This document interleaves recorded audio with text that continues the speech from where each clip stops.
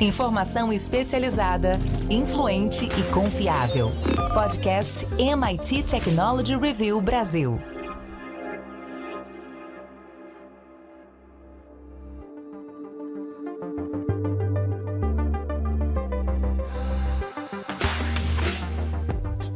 Olá, eu sou André Miceli e esse é mais um podcast da MIT Technology Review Brasil. Hoje eu, Rafael Coimbra e Carlos Aros vamos falar sobre os Innovators Under 35. Há poucas semanas divulgamos a lista brasileira e agora está saindo a lista americana. Vamos entender quais são as diferenças, as semelhanças e como a gente pode usar esse exemplo americano para tornar o ambiente de inovação brasileiro ainda mais interessante. Antes da gente começar, quero dizer que esse podcast é um oferecimento do SAIS, líder em Analytics, e também te convidar para entrar para a nossa comunidade lá em www.mittechreview.com.br/cine. Rafa Coimbra, me dá um contexto geral sobre o Innovators Under 35 e o que você achou dessa versão americana para a gente começar. É uma lista, né, André, de reconhecimento, de identificação de talentos. No caso aqui é a Technology Review USA que faz essa curadoria e chega a esses nomes e lista ali dentro de algumas categorias. A gente tem lá nos Estados Unidos categoria de materiais, de energia, robótica e inteligência artificial. E dentro desses grandes eixos que muitas vezes se cruzam, surgem essas iniciativas. Eu, aqui puxando para o lado que eu tenho curtido muito, que é de inteligência artificial, foi o que mais me chamou a atenção no sentido de coisas que eu curto, mas a parte de materiais também foi muito interessante, me chamou muita atenção. Tem muitas descobertas, vou citar aqui um exemplo, né? Tem o Xinpeng Zhao, 32 anos, que inventou lá um revestimento à base de vidro que pode resfriar o telhado de um edifício. Ele fala, mas é muito pouco, né? Ele diminui em 3 graus a temperatura. Então é como se você descobriu um material bem pequenininho, estou explicando aqui de uma maneira bem simples, são nanômetros, 500 nanômetros, uma película que você pulveriza ali e que aquela película, com aquele material que ele está desenvolvendo, rebate a luz. E isso ajuda a resfriar, por exemplo, prédios, mas pode ser aplicado no asfalto. E aí você fala, mas é pouco, é 1 grau, 2 graus, 3 graus, mas se você somar a grande quantidade de áreas com uma aplicação como essa, no geral, né, somando, multiplicando por muitas áreas, você tem um impacto significativo sobre o meio ambiente.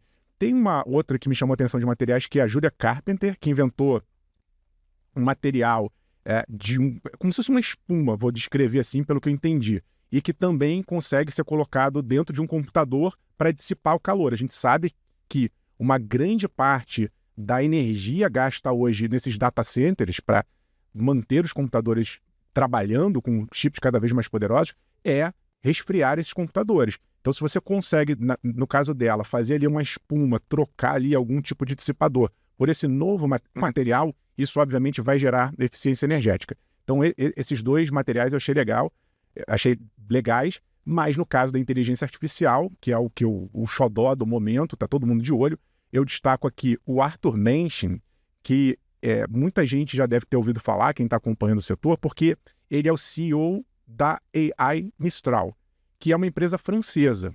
Então a gente aqui no Ocidente está muito focado os nossos radares para os Estados Unidos, a gente fala, né, toda hora aqui da OpenAI, do Google, da Meta, da Microsoft, mas na França tem uma opção, a AI Mistral. Você que está nos ouvindo, tem ali um modelo, como se fosse um chat GPT, tem um modelo também de código aberto ali que você pode adaptar às suas aplicações de IA, e ele ele tem 32 anos, ele já foi recebido por autoridades lá na União Europeia, volta e meia ele está em grandes debates sobre inteligência artificial, e ele é visto lá na Europa como a aposta do continente, do bloco, para fazer frente às empresas do Vale do Silício, né? Você tem uma concentração muito forte nos Estados Unidos, tem o pessoal da China, que é um mundo à parte, mas ter um ponto ali de referência na Europa é muito importante. E o Mensch, ele finalmente foi reconhecido aos 32 anos como uma pessoa ali da área de IA. E só para fechar, um outro projeto que eu achei interessante na parte de IA foi a do Shao Han, 26 anos, que está criando aí uma ferramenta, ou algumas, na verdade, ele tem 2 projetos ali paralelos, para proteger direitos autorais de artistas. Então, o que a gente observa hoje, tem toda essa discussão que as empresas de IA acabam roubando, né, sem consentimento, o estilo de artistas, como eles fazem canções, por exemplo, e eles criaram como se fosse, eles chamam ali de uma espécie de um envenenamento de dados. Então, se uma empresa tentar vasculhar e tentar trabalhar aquelas informações de modo a extrair dados e padrões dali, eles meio que embaralham o circuito, eles dão uma envenenada ali nos dados, e na hora que essa empresa de IA tentar roubar esses dados, ela não consegue. Os algoritmos ficam malucos, dão ali uma descompensada. É interessante a estratégia, né? O que eu acho mais legal, André, do Innovators Under 35, é que toda vez que eu leio uma coisa dessa, eu falo, caramba, tem alguém pensando não só dentro de uma área muito difícil, mas às vezes surgem essas soluções completamente diferentes. Muita gente está pensando numa marca d'água e o cara está pensando em como embaralhar o algoritmo se alguém tentar roubar. São visões de mundo muito interessantes e que fazem com que a gente, sempre que sai uma lista dessas, abra a cabeça. Carlos Aros, Rafa falou sobre visões de mundo. Eu quero te perguntar sobre essa comunidade global de inovadores que traz consigo um conjunto ali com diversas perspectivas e também diversas experiências, o que me parece fundamental nesse processo de inovação. A gente já fez alguns estudos aqui na MIT Technology Review Brasil sobre diversidade e inovação e chegamos a algumas conclusões curiosas sobre, muitas vezes, uma diversidade, quando ela não tem um alinhamento de valores, como ela mais atrapalha do que resolve essa questão. Então, quando você tem pessoas com valores parecidos, e no caso do Innovators isso não faz tanta diferença porque são inovações isoladas, mas no caso das organizações faz, você tem pessoas alinhadas em relação aos objetivos e backgrounds distintos, realmente essa tensão criativa acaba sendo muito eficiente. No caso dessa comunidade global, você acaba reunindo talentos diferentes, culturas diferentes e mercados diferentes também, o que pode gerar soluções interessantes para problemas globais que são bastante complexos. Como você acha, Aros, que essa diversidade geográfica e cultural dos inovadores ajuda a criar soluções mais robustas? E eu queria te pedir para fazer uma comparação entre as naturezas da lista americana e da lista brasileira. A gente tem alguns aspectos bem interessantes dessa história da diversidade e como, muitas vezes, aquilo que tem sido estimulado como indutor de conhecimento em algumas regiões, por necessidades muito específicas, acaba se tornando um facilitador para problemas que não tinham ainda uma solução em outras regiões, porque não se trabalhava, né, se ignorava de alguma maneira aquela frente de pesquisa e aquele olhar. O Rafa cita a inteligência artificial. A gente tem em outros países, e essa é uma diferença que a gente pode guardar em relação ao Brasil, um processo muito mais robusto e muito mais maduro do ponto de vista do desenvolvimento de frentes de conhecimento a respeito de inteligência artificial do que aqui no Brasil. O que a gente tem aqui no Brasil são algumas iniciativas mais pontuais em que a gente se beneficia ou a gente dá vazão, ou a gente adapta o que vem sendo colocado e proposto em outros mercados, aí, notadamente o mercado americano, o mercado asiático. Então, o Brasil seguramente ainda vai demorar para apresentar, no mesmo nível de maturidade, nomes para uma lista como essa, focada em inteligência artificial. O que a gente vai ter aqui são iniciativas muito mais pontuais, focadas em questões que estão com um nível de complexidade adequado ao que a gente, como mercado, né, o mercado brasileiro, consegue vislumbrar como solução para os problemas que existem. A gente ainda está sambando um samba de uma nota só em alguns aspectos no que diz respeito à inteligência artificial. Em contrapartida, o Brasil aparece como um player relevante, e a gente tem visto isso ao longo das nossas edições aqui do 35 Brasil, a gente vê uma maturidade maior na fusão entre a questão social e a questão ambiental. Por quê? Porque nós temos esses dois tópicos como grandes entraves para o desenvolvimento em diversas regiões, e por isso os inovadores que conseguem ver fora da caixa essa questão acabam abraçando com soluções muito eficientes, com soluções que dão conta de um problema muito complexo. Por quê? Porque a nossa realidade ela é complexa, e de maneira simples, de maneira efetiva, escalável e com alto potencial de fazer a junção dessas três frentes, né? A gente tem o olhar, primeiro, da tecnologia, segundo, o olhar do mercado, e terceiro, o olhar da realidade social. E a gente junta essas três frentes e faz uma entrega interessante. Ano após ano, e aí a minha expectativa, e essa é a expectativa pessoal, de que a partir dos próximos anos a gente vá subindo esse sarrafo, e a gente já vem subindo ao longo das edições, a gente vai encontrando um nível maior de complexidade nesse quesito. O que para outros países talvez não seja, né, uma questão tão complexa. Por quê? Porque a questão social ela se apresenta com dilemas diferentes, com um olhar diferente, do ponto de vista de políticas públicas e até culturalmente falando. Então, essas são as diferenças. O que não significa, é importante dizer, que as soluções que a gente vai trazer aqui para o Brasil vão beneficiar única e exclusivamente o mercado brasileiro. Não é verdade. São soluções altamente escaláveis e que poderiam beneficiar, com pequenos ajustes, quaisquer regiões do mundo. E essa acho que é uma via de mão dupla importante, que nos coloca, quando a gente pensa nesse ecossistema aí de inovadores com até 35 anos, a gente consegue entender que esse ecossistema é um ecossistema que pulsa, um ecossistema que tem uma troca muito grande entre os diferentes segmentos, né? Quando a gente pensa que tem, na lista agora da edição global, a gente tem um rapaz lá do Instituto de Tecnologia da Califórnia que desenvolveu fibras musculares artificiais. E a gente está falando que isso vai beneficiar, por exemplo, um exoesqueleto, mas isso pode, no limite, beneficiar a construção de robôs que têm um comportamento e movimentação muito mais próxima do que acontece com o movimento do humano. A gente está conectando isso com inteligência artificial, ou seja, a construção desses robôs. Tem uma evolução, tem um processo em que essa troca existe e há sinergia nesse movimento.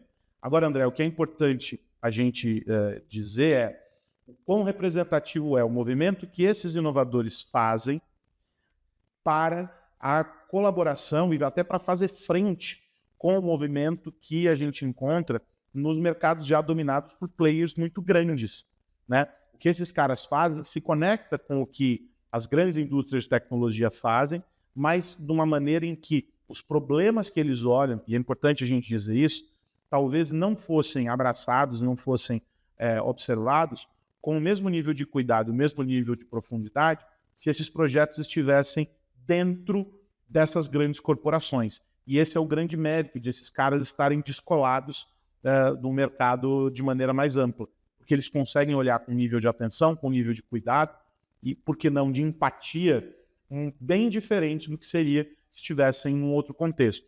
E aí isso acontece lá fora e isso também acontece aqui no mercado brasileiro. Esses caras estão focados em soluções que entregam para a sociedade, que entregam para o mercado, e não a serviço de resultados para um negócio, para um CNPJ. E aí isso é muito importante da gente dizer. Rafa, olhando para a lista europeia, por exemplo, eu vejo menos soluções surpreendentes do que para a lista brasileira. Quando a gente olha para a China, tem claramente ali uma agenda que o próprio governo pauta em relação à política de desenvolvimento tecnológico associado à inteligência artificial, à internet das coisas, algumas coisas de biotecnologia. A gente consegue ali entender para onde vai a inovação naquela região. Se a gente olhar para Brasil e Estados Unidos, para essa interseção que as duas listas têm com listas de outras regiões do mundo, dá para criar um caminho, dá para ter uma visão de tendências globais de inovações, pelo menos as reconhecidas pela MIT Technology Review no mundo todo? Eu acho que dá, André. A gente vê que tem algumas linhas E essas linhas são seguidas baseadas muito nesse critério que o Aros abordou de um olhar global. Então, a gente conversando aqui com os nossos Innovators Under 35 Brasil, isso fica muito claro.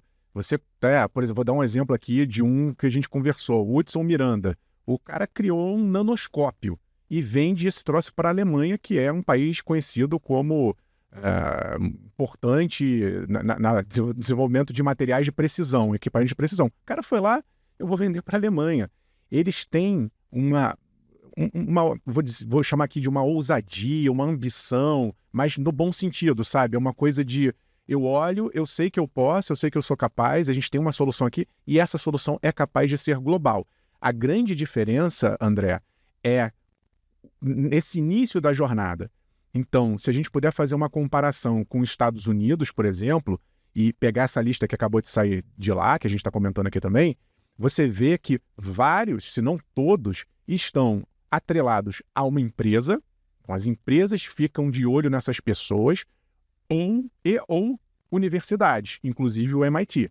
Então, existe ali um olhar desde cedo para esses talentos. E aí uma empresa A ou B fala, pô, essa menina aqui, ela vai arrebentar, vou colar nela. Vou dar uma bolsa, vou patrocinar, vou chamar ela para estagiar. E a mesma coisa as academias. É um ambiente muito mais incentivador para quem está com essa mentalidade inovadora. No Brasil, tem o lado bom e o lado ruim. O lado ruim é esse, não tem a mesma infraestrutura. O lado bom, se a gente pode falar isso, é que essa galera dá um jeito.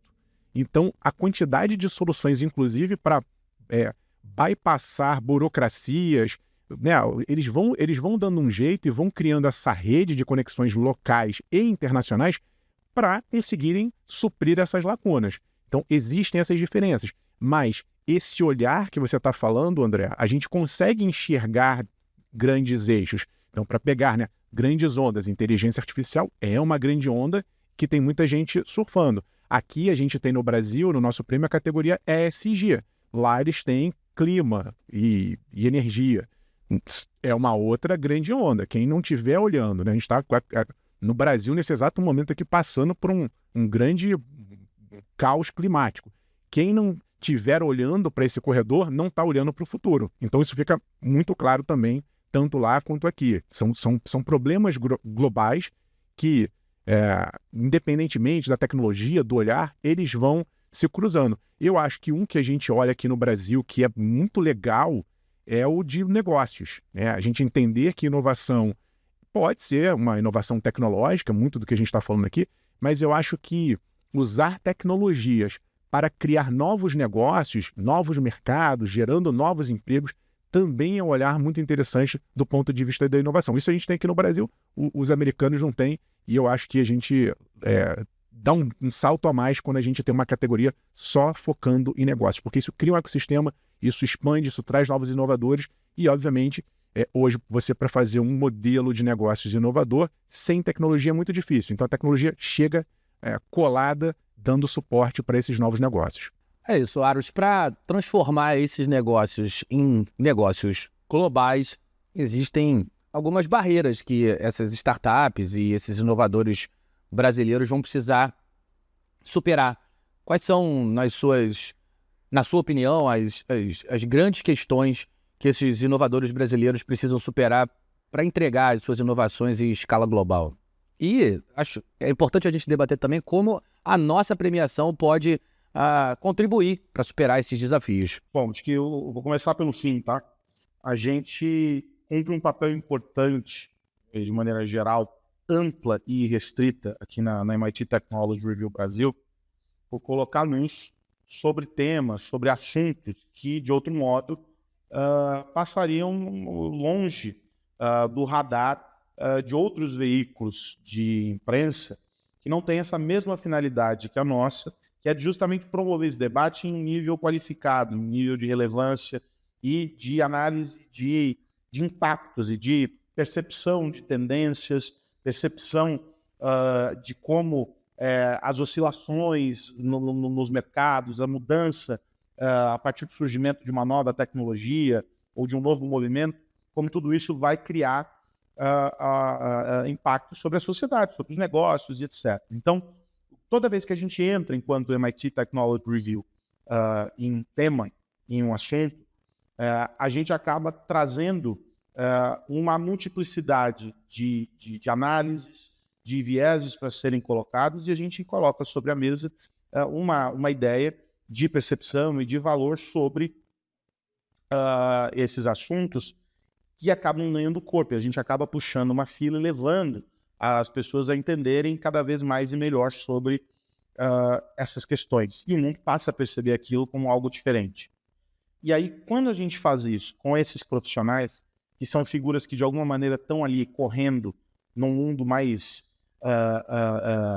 menos visível, vamos colocar dessa maneira, a gente traz esses caras para debaixo do holofote. E a gente mostra que essas iniciativas, que esses projetos, que essas pessoas, que esses trabalhos, eles têm sim esse impacto e eles recebem essa chancela. Esses caras ganham um empurrão, eles ganham tração, ganham força para conseguir ganhar escala, oferecer uma nova percepção de valor, né, para o projeto, para o trabalho deles. Então isso é muito importante. Esse processo de trazer esses caras para o conhecimento público, num outro nível, que é esse nível que eu comentei aqui, que a gente consegue promover, é muito importante. Óbvio que a gente gostaria de fazer isso com um número infinitamente maior de iniciativas, que é o que existe, mas as listas geram também esse processo de uma competição saudável, em que você começa a peneirar para buscar aqueles que têm mais musculatura, que estão mais robustos, e outros vêm chegando para buscar esse lugar também ali adiante. Sobre desafios, André, eu acho que numa linha muito parecida, pensando no mercado brasileiro, com a que a gente observou há algum tempo atrás na lista do Innovative Workplaces, quando a gente pensa nas startups, e aqui talvez dê para a gente guardar algum tipo de paralelo entre esses dois cenários, as oscilações econômicas e as movimentações de grandes players, no sentido do financiamento ou de demandas que surgem para gerar uma nova agenda para aquilo que é o olhar da inovação, vamos colocar dessa maneira, tudo isso tem um impacto sobre pequenos players. Então, as startups acabam sofrendo mais, porque se você tem menos dinheiro sobre a mesa, eles têm menos capacidade de rodar. No caso desses pesquisadores, ou desses empreendedores, desses inovadores com até 35 anos, o cenário é muito parecido. Muitos deles, para não dizer a maioria, não está numa condição de competir em pé de igualdade com gigantes. E, portanto, eles dependem de uma combinação de fatores, né, quase que de um alinhamento dos astros, para conseguir fazer com que projetos saiam da prancheta e ganhem estrutura para chegar ao mercado e serem percebidos. Né? Por exemplo, no caso dessa lista americana aqui, todos esses caras em que a gente está falando sobre o desenvolvimento de materiais, né, a ciência dos materiais, eles precisam prototipar, eles precisam de laboratório, eles precisam de um investimento gigantesco. Aqui no caso brasileiro, vários dos integrantes da nossa lista também precisaram de financiamento para poder minimamente testar o modelo. Né? Afinal de contas, as ideias elas conseguem ser vendidas e até um determinado ponto, a partir de um outro limite você precisa entregar um resultado para validar aquilo. Então, esses desafios eles são iguais para todos.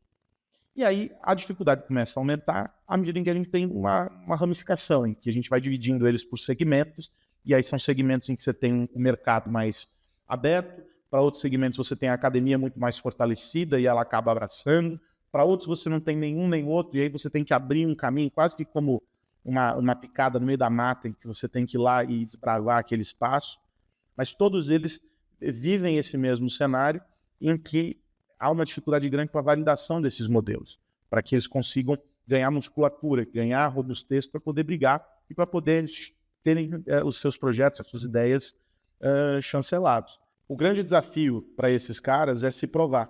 O grande desafio para eles é conseguir chegar num momento de maior maturidade. A grande jornada entre a ideia e a execução da ideia é o que muitas vezes pode deixar alguns deles pelo caminho antes de chegarem até o momento de aparecer e de integrar uma lista como essa. E aí você tem um segundo grande desafio, que é uma vez com visibilidade e brigar.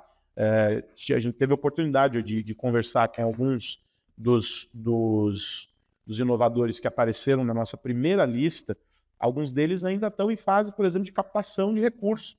Não conseguiram sair ainda do protótipo que foi apresentado lá atrás, e etc. E é natural. Essa é uma grande briga. E essa talvez seja a situação mais inglória desse mercado, mas ela é a realidade nua e crua e tão dura como ela parece. Bom, é isso. Tá na hora de virar a chave. E aí, Rafa Coimbra, me fala no que você vai ficar de olho essa semana, amigo.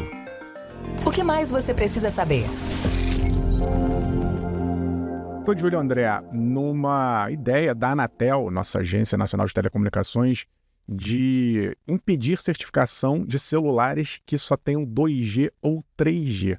É uma consulta pública ainda não é uma decisão, mas a ideia é que se discuta ali e que em algum momento a Anatel passe a dizer, olha, de 3G para baixo não vai ter mais certificação. Isso também não significa que o telefone não vai funcionar, mas significa que ele está correndo alguns riscos. No fundo, André, o que a Anatel está querendo fazer é dar uma forçada na barra, né, uma estimulada, para que as pessoas comecem a usar a tecnologia mais moderna. A gente está com 5G, mas no caso aqui dessa consulta pública, a ideia é que o 4G, pelo menos, ele seja certificado. 4G, 5G, o resto ficaria ali para trás. Então, para dar um panorama geral, a gente acabou, né, passa rápido, a gente acabou agora no meio do ano de concluir 2 anos do 5G, já temos dados da Anatel, 810 municípios com 5G, incluindo todas as capitais, que foram as primeiras, e 28 milhões de pessoas com celulares capazes de usar 5G. Eu ainda acho pouco. O edital do 5G, a programação é que os 5.570 municípios tenham 5G até o fim de 2029. Só para lembrar também, é mais ou menos aí 29, 30 que está prevista a entrada do 6G. Então ainda tem um longuíssimo trabalho pela frente da gente levar, a gente enquanto país levar a infraestrutura para essas pessoas. E eu acho que sim, é legal estimular as pessoas a terem 4, se melhor ainda 5G, mas é importante também entender que o Brasil é um país extremamente desigual e que não dá também só para forçar logo a barra, porque não é só aparelho, os aparelhos mais modernos são mais caros e os planos são caros. Então é preciso incentivar um ambiente competitivo para que se dê oportunidade para que as pessoas usem essa tecnologia. Sim, temos que ter boa tecnologia, mas temos que dar acesso às pessoas para usarem essa tecnologia. E você, Carlos Aros, de olho no que? Estava olhando a mesma coisa que o senhor Rafael Coimbra. Esse número é muito interessante. Quando a gente pensa na evolução do 2G, a gente pensa que até pouco tempo atrás o censo trazia uma indicação de que, para um percentual expressivo da população, a primeira conexão à internet se dava ainda, estamos falando de 2, 3 anos, aí, período... começo da pandemia, no meio da pandemia, fim ali e tal, a gente ainda tinha um número muito expressivo de pessoas que se conectavam à internet pela primeira vez a partir do 3G, do 2G.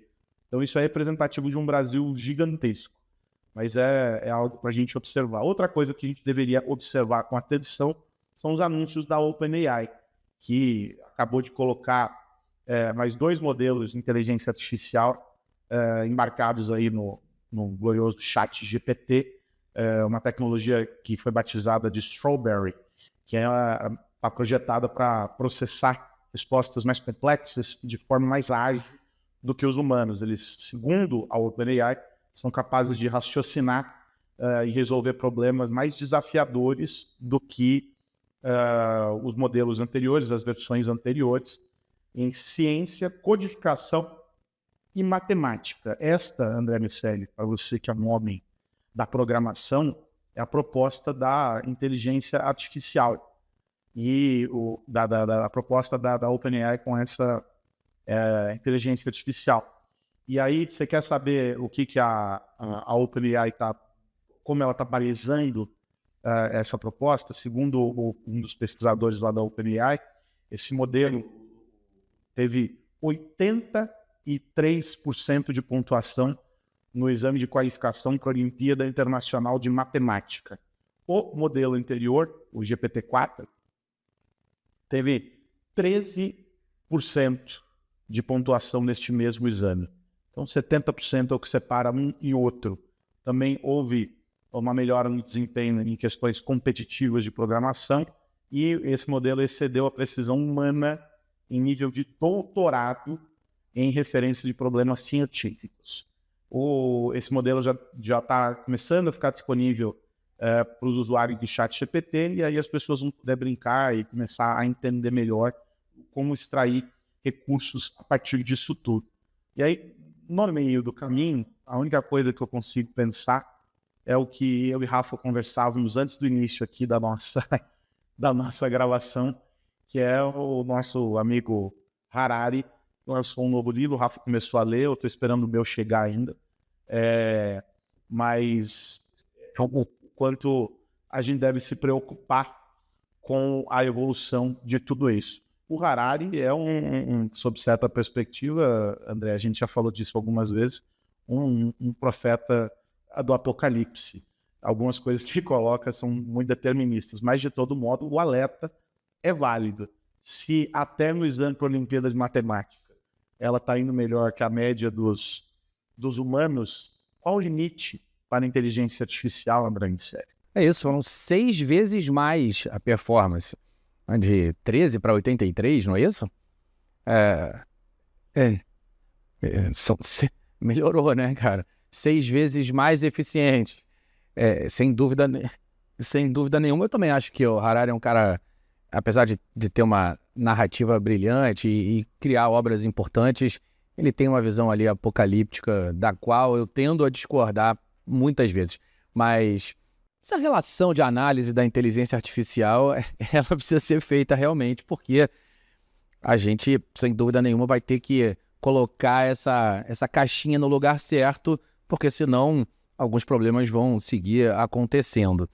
Quando eu cheguei para a nossa gravação, ouvi o Rafa falando ali no final da conversa de vocês sobre isso, e ele colocou, o que o Harari fala é mais ou menos, deu problema em tudo. Todas as fases da humanidade, com todos os níveis de conhecimento que nós tínhamos. Por que agora seria diferente? Essa é uma boa consideração nesse contexto. Mas é isso. A gente, certamente, o lado bom disso é que não vai faltar assunto aqui pro podcast da MIT Technology Review. E a gente vai continuar publicando, conversando, analisando essa história toda. Tá na hora de ir. Mas antes, eu quero lembrar que esse podcast é um oferecimento do SAIS. Rafa Coimbra, grande abraço. Até semana que vem. Grande abraço, André Aros, e a todos que nos ouvem. Se você se interessou pelos inovadores, os Innovators Under 35, fique de olho nas nossas redes sociais. A gente está divulgando vários cortes de entrevistas com os nossos inovadores e estamos preparando um material especial para a nossa próxima edição. E aí ali tem os detalhes de como pensam esses nossos inovadores. Se você ainda não é assinante da Technology Review, a hora é essa. Até semana que vem. Carlos Aros, até a semana que vem. Até a semana que vem, André Miceli. Um abraço para você, para o Rafa. E se o meu livro chegar logo, eu vou poder confirmar a tese do fim dos tempos do Harari para a gente discutir daqui a alguns dias. Tem que ler rápido. O mundo pode acabar antes de você ler o livro todo. Tem que ler rápido. É isso. Enquanto ele não chega, a gente segue por aqui. Semana que vem tem mais podcast da MIT Technology Review Brasil, pra gente seguir por aqui falando sobre tecnologia, negócios e sociedade. Um grande abraço para você que nos ouve. Tchau, tchau. Você ouviu o podcast MIT Technology Review Brasil, apresentado por Tech Institute.